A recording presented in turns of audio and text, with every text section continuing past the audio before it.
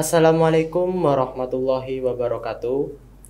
Kembali lagi di program kajian rutin KK Media, Media Kampus IAIN Kediri. Pada kesempatan kali ini, kami akan membahas tentang keutamaan dan kewajiban ibadah haji. Bersama saya, Ian Barliansah. Pada kesempatan kali ini, saya telah ditemani oleh Bapak Muhammad Nafiq MHI, selaku narasumber kita pada kesempatan kali ini. Pak Nafiq, bagaimana kabarnya hari ini? Sehat nggih? Alhamdulillah dalam keadaan baik. Lebih-lebih hari ini kita semua mudah-mudahan dalam keadaan baik dan sehat selalu, senantiasa mendapatkan rahmah dari Allah Subhanahu wa Ta'ala. Lebih-lebih keluarga besar KK Media yang selalu di hati kita semua. Amin ya Allah. Oke, ibadah haji adalah salah satu rukun Islam yang kelima. Ibadah haji dapat menyempurnakan rukun Islam dan meningkatkan keimanan serta ketakwaan kita kepada Allah Subhanahu wa Ta'ala. Pemirsa, sekarang adalah bulan di mana para umat Islam dipanggil ke Mekah untuk melaksanakan ibadah haji bagi mereka yang mampu. Haji, menurut Kamus Besar Bahasa Indonesia, adalah ibadah yang merupakan rukun Islam kelima. Kewajiban ibadah haji harus dilakukan oleh orang Islam yang mampu dengan mengunjungi Ka'bah di Masjidil Haram pada bulan-bulan haji, serta mengamalkan amalan haji seperti ihram, tawaf, sa'i, dan wukuf. Maka banyak sekali keutamaan dan kewajiban dalam ibadah haji. Pemirsa, berikut penjelasan tentang apa saja yang menjadikan keutamaan dan kewajiban ibadah haji yang akan dijelaskan oleh Bapak Muhammad Nafiq. Kepada beliau, saya persilahkan. Bismillahirrahmanirrahim. Assalamualaikum warahmatullahi wabarakatuh. Alhamdulillahilladzi adzana finnas bil hajj ya'tuka rijalan wa ala kulli dhamiri yatina min kulli fajjin amik. Allahumma shalli wa sallim ala sayyidina Muhammadin wa ala alihi wa ashabihi ajma'in. Amma ba'd. Hadirin pemirsa, para mitra KK Media yang senantiasa dirahmati Allah Subhanahu wa Ta'ala. Sebuah ungkapan syukur yang senantiasa tak akan pernah lupa dari lisan kita sebagai salah satu bukti bahwa kita senantiasa menjadi hamba Allah yang senantiasa bersyukur dan mensyukuri atas segala karunia yang telah dilimpahkan oleh Allah Subhanahu wa Ta'ala. Maka dari itu, perkenankan pada kesempatan hari ini saya untuk menyampaikan beberapa hal terkait dengan sebuah hal kewajiban dan keutamaan haji atau ibadah haji. Para pemirsa, para pecinta KK Media yang dirahmati Allah Subhanahu wa Ta'ala. Hari ini bahkan setidaknya mulai awal bulan kemarin sudah berbondong-bondong, berduyun-duyun umat manusia, orang muslim khususnya datang ke Baitullah untuk melaksanakan ibadah haji. Namun ini adalah khusus bagi mereka yang mendapatkan panggilan Allah untuk menunaikan ibadah haji. Nah, di sisi lain, bagi kita yang tidak atau belum bisa atau belum mendapatkan sebuah panggilan Allah Subhanahu wa Ta'ala, maka tanpa mengurangi suatu hal yang mungkin dianggap kurang sempurna tatkala kita masih belum mampu melaksanakan rukun Islam yang kelima ini, ada baiknya bagi kita mendapatkan sebuah pencerahan terkait dengan sebuah kewajiban dan keutamaan daripada ibadah haji itu sendiri. Dalam konteks ibadah, secara garis besar ada dua bagian ibadah. Terdapat dua macam ibadah. ada ibadah mahdhah. Kemudian ada ibadah ghairu mahdhah. Kalau ibadah mahdhah merupakan sebuah ibadah yang sudah ditentukan oleh Allah, kaifiyatuhu, proses pelaksanaannya, tata caranya, dan yang lain sebagainya. Sementara yang ghairu mahdhah ini yang belum ditentukan bagaimana proses pelaksanaan dan cara menunaikannya. Nah, sementara di sisi lain, dalam melaksanakan ibadah pun juga terdapat beberapa macam kategori. Ada ibadah yang namanya ibadah jasadiyah, atau yang juga kita kenal dengan ibadah badaniyah. Ibadah dalam konteks ibadah jasadiyah atau badaniyah ini, ibadah yang menitik beratkan perbuatan tersebut lebih banyak dititik beratkan pada kemampuan badan, kemampuan jasmani. Misalnya, kita melaksanakan sholat, maka kita gerakan sholat. Jadi gerakan jasmani. Melaksanakan puasa, jadi kita melatih badan kita. Ketika badan kita dalam keadaan haus, lapar seperti apa. Ini terkait dengan konteks ibadah yang menitik beratkan kepada aspek jasadiyah atau jasmaniyah. Ada ibadah yang kedua, ibadah yang menitik beratkan kepada aspek qalbiyah. Ibadah yang menitik beratkan kepada aspek ibadah hati. Misalnya terkait dengan zikir secara khafi. Jadi hati kita selalu ingat berzikir kepada Allah Subhanahu wa Ta'ala dimanapun, kapanpun, walaupun mungkin secara lisan tidak pernah mengucapkan, tetapi hati kita selalu terpaut kepada Allah Subhanahu wa Ta'ala. Sementara yang ketiga adalah ibadah maliyah, ibadah yang menitik beratkan kepada aspek harta benda. Misalnya terkait dengan zakat dan yang lain sebagainya.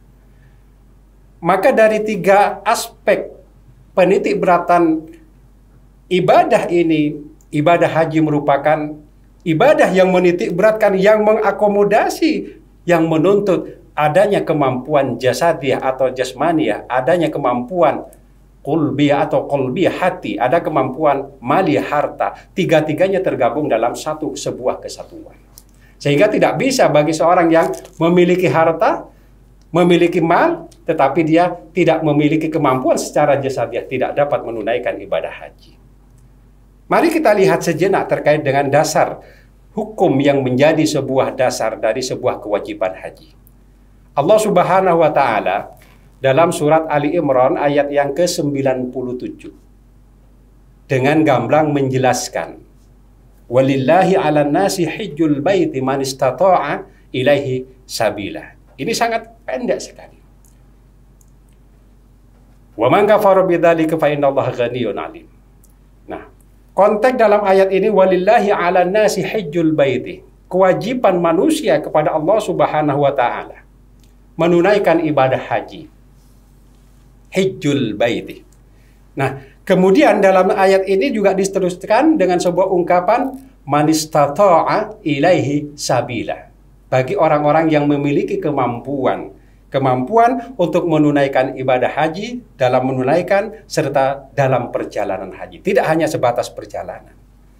Kalau kita merujuk kepada hadis Rasulullah, beliau baginda Rasul Muhammad sallallahu alaihi wasallam, sebagaimana hadis yang diriwayatkan oleh Imam At-Tirmidzi dari sahabat Ali radhiyallahu anhu. Apa kata beliau? Beliau memberikan sebuah pesan. Maka nazadan. Kemudian barang siapa yang memiliki kemampuan, man malaka zadan wa rahilatan, barang siapa yang memiliki kemampuan, bekal wa rahilatan, dan juga mampu bekal untuk perjalanan,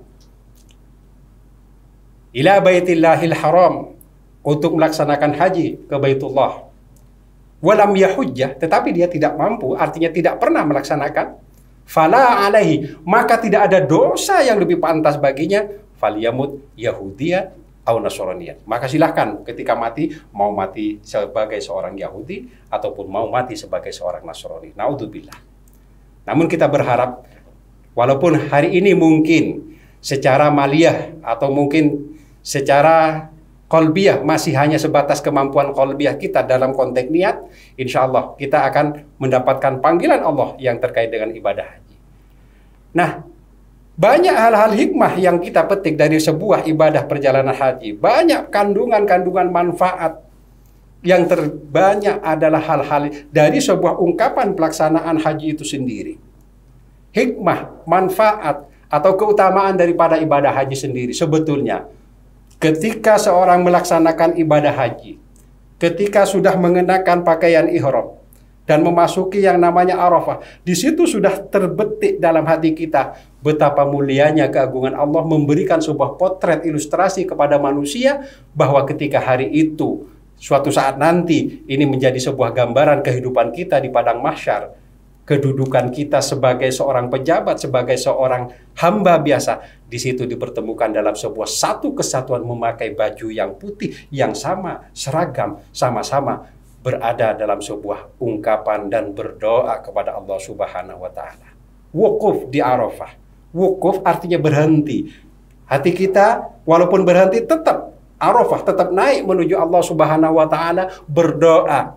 Dan ini merupakan sebuah gambaran bahwa suatu nanti ketika kita berada di padang mahsyar, maka kita diminta pertanggungjawaban sebagai apa yang diperbuat, apa yang kita perbuat ketika hidup di dunia, maka akan dipertanggungjawabkan oleh Allah Subhanahu wa Ta'ala dalam sebuah satu kesamaan derajat. Tidak ada sebuah hal yang membedakan. Pakaiannya sama walaupun dia sebagai seorang pejabat sekalipun, maka pakaiannya sama.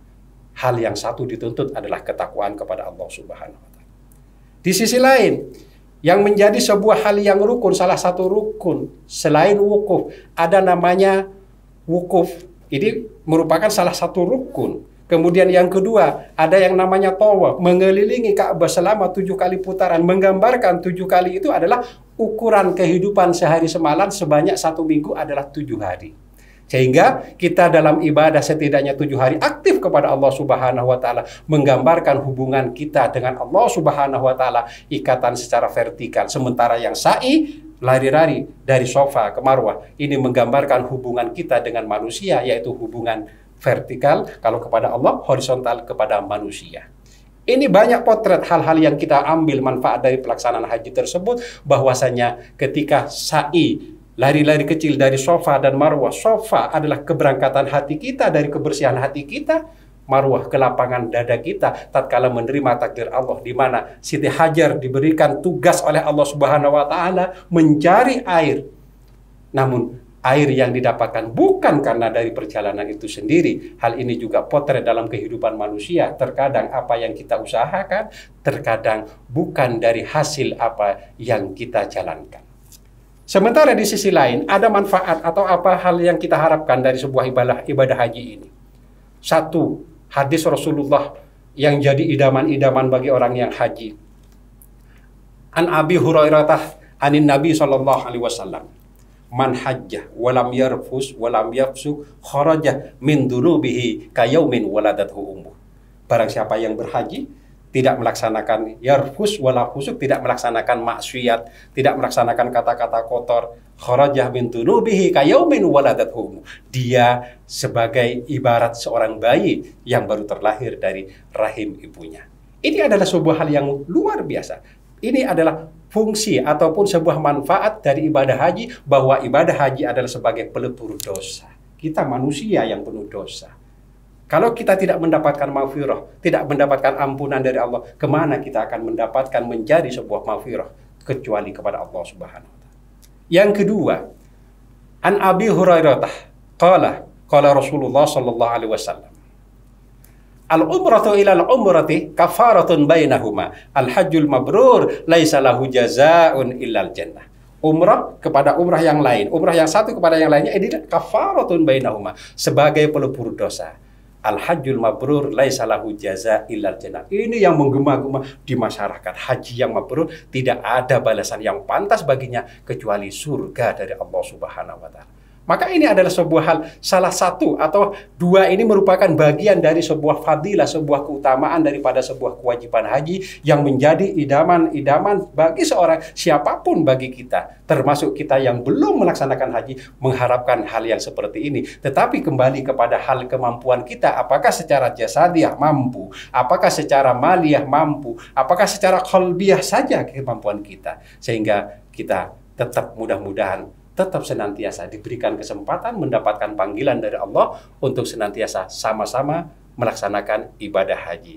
Demikian yang dapat saya sampaikan secara singkat, mudah-mudahan memberikan manfaat dan memberikan sebuah pencerahan kepada kita, walaupun kita belum mampu untuk melaksanakan haji, tetapi insya Allah hati kita masih tetap tertanam niat untuk selalu mendapatkan panggilan Allah, menunaikan ibadah rukun Islam yang kelima ini. Amin, Allahumma amin.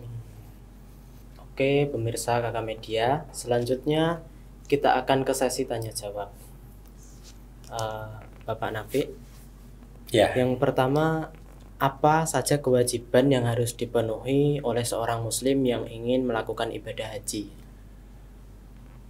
Bagi seorang muslim yang menginginkan atau yang meniatkan dirinya untuk melaksanakan haji, pertama tanamkan niat. Niat yang harus ada dulu. Sehingga kalau niat ini menjadi sebuah penentu. Terkadang kalau saya bilang haji ini tidak hanya dibatasi dengan sebuah tolak ukur kemampuan secara finansial. Kadang secara finansial kita memiliki harta yang cukup bahkan lebih, tetapi niatnya belum ada. Atau mungkin belum terniatkan. Sehingga niat pertama harus ditanamkan terlebih dahulu.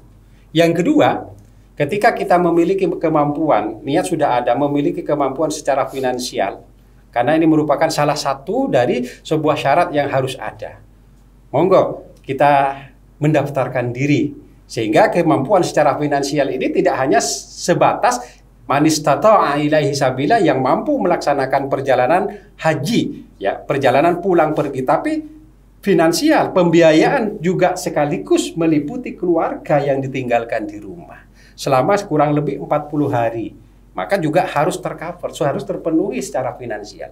Sehingga bekal utama harus kita miliki. Siapapun yang memiliki keinginan, niat untuk ibadah haji, maka konteks aspek jasadiah seperti yang saya sampaikan dari awal, karena ini menitik beratkan tidak hanya satu aspek, ibadah jasadiah ibadah qalbiyah hati kita, ibadah maliyah, tiga-tiganya tercover semuanya, maka butuh sebuah hal perjuangan yang luar biasa. Jadi siapapun, niatkan dulu. Karena hari ini tidak hanya sebatas maliyah, kita punya harta, tapi harus antri berpuluh-puluh tahun. Ya, kalau kita masih diberikan kesempatan hidup, masih diberi kesempatan untuk bernafas dengan baik. Cuma manusia tidak ada yang tahu. Kalau kita hari ini 40 tahun usia kita, kemudian antri 30 tahun, 70 tahun, masihkah kita sehat? Wallahu a'lam. Terus, apa keutamaan utama dalam menjalankan ibadah haji bagi seorang muslim, Pak? Ibadah haji, keutamaan utama dari perjalanan sebuah ibadah haji ini, selain hal-hal yang memberikan sebuah gambaran bagi hidup dan kehidupan kita untuk masa depan. Sebetulnya orang yang menjalankan ibadah haji, dia tidak pernah berharap selain hal yang ada dalam dirinya adalah menjadi dirinya haji yang mabrur. Ini yang sangat utama. Nah, haji yang mabrur ini yang menjadi sebuah polemik di antara kita, di tengah-tengah masyarakat. Sebetulnya haji yang mabrur itu seperti apa? Haji yang mabrur, kalau seseorang sudah melaksanakan haji dan hajinya mabrur, berarti diterima oleh Allah Subhanahu wa Ta'ala, berarti dia tatkala sudah kembali ke tanah air, kembali berbaur dengan masyarakat, maka dia harus bisa meninggalkan maksiat, bisa meningkatkan kualitas kebaikan-kebaikan yang ia miliki dibandingkan sebelum melaksanakan haji. Sebab kalau tidak bisa melaksanakan hal yang seperti ini, maka keutamaan-keutamaan tersebut tidak akan pernah didapati. Sehingga dia akan lebih menjadi hamba Allah yang utama dibandingkan hamba-hamba yang lain yang belum melaksanakan ibadah haji. Oke, itu beberapa pertanyaan yang telah dijawab oleh Bapak Muhammad Nafi. Dari Bapak sendiri, apakah ada pesan yang ingin disampaikan untuk pemirsa KK Media? Terima kasih para pemirsa, para mitra yang ada di rumah ataupun ada di mana saja yang menyaksikan siaran KK Media. Pertama, kita berdoa, mudah-mudahan kita senantiasa mendapatkan panggilan Allah untuk mendapatkan panggilan ini untuk melaksanakan ibadah haji. Hari ini kita memang tidak bisa atau belum mampu untuk melaksanakan haji, mungkin karena beberapa faktor. Karena ukuran untuk pelaksanaan haji jauh sangat-sangat berat, karena butuh kesabaran, karena di situ ada sebuah namanya waiting list, menunggu yang cukup lama. Kalau orang bilang, anak muda kita bilang, menunggu adalah sesuatu hal yang membosankan. Bukan hanya setahun, 2 tahun kan itu. Maka kalau memang ini tidak mampu, sudahlah seperti yang saya sampaikan dari awal, tanamkan pertama kali adalah niat dalam hati kita untuk melaksanakan haji. Toh walaupun sampai akhir hayat kita tidak melaksanakan atau belum mampu melaksanakan haji, insya Allah haji yang kita dapatkan dari aspek yang lain, kita melaksanakan sholat Jumat, itu sama nilainya. Sehingga kita, walaupun kita tidak melaksanakan haji secara lafdon, tetapi secara maknan, kita melaksanakan ibadah haji. Memang haji itu ada 3. Ada haji yang kategori lafdon wa maknan, dia melaksanakan haji, menunaikan haji, dan menjalankan semua syarat dan rukunnya. Yang kedua, lafdon wala maknan, dia menunaikan haji, tetapi secara hakikatnya karena dia tidak pernah lepas dari yarfus wala fusuk ketika sampai ke negaranya, tetap mengamalkan apa-apa yang diamalkan ketika belum melaksanakan haji. Ini yang disebut dengan haji tomat. Setelah haji, dia kumat. Nah, yang ketiga ini yang kita harapkan. Maknan wala lafdon. Kita tidak haji, tapi secara lafaz menunaikan semua apa-apa yang digambarkan oleh Allah dalam proses ibadah haji itu terkait dengan hubungan vertikal, hubungan horizontal, sehingga kita betul-betul kembali kepada Allah dalam keadaan iman wal Islam. Amin. Allahumma amin. Pemirsa KK Media, ibadah haji adalah ibadah yang meliputi ibadah jasadiah, jasmani kita. Ibadah kolbiyah yang merupakan ibadah yang melibatkan hati kita, serta ibadah maliyah yang merupakan ibadah yang memerlukan harta benda kita sebagai sarana prasarana dalam melaksanakannya. Dalam ibadah haji, salah satu rukunnya adalah wukuf, di mana semua yang beribadah haji dikumpulkan di satu tempat bernama Padang Arafah dengan pakaian yang sama berwarna putih-putih, tidak peduli itu pejabat ataupun rakyat biasa, seperti gambaran ketika di Padang Mahsyar. Barang siapa yang berhaji tanpa melakukan maksiat, dia akan dikeluarkan semua dosanya seperti saat ia baru saja dilahirkan. Tidak ada balasan yang pantas untuk seorang haji mabrur kecuali surga Allah Subhanahu wa taala. Kepada Bapak Muhammad Nafi, saya ucapkan terima kasih atas waktu dan ilmunya pada kesempatan kali ini. Terima kasih kembali. Sekian, saya Muhammad Hajar Barliansah beserta seluruh kru kajian rutin KK Media, Media Kampus IAIN Kediri, pamit undur diri. Jangan lupa saksikan KK Media, Media Kampus IAIN Kediri. Wassalamualaikum warahmatullahi wabarakatuh.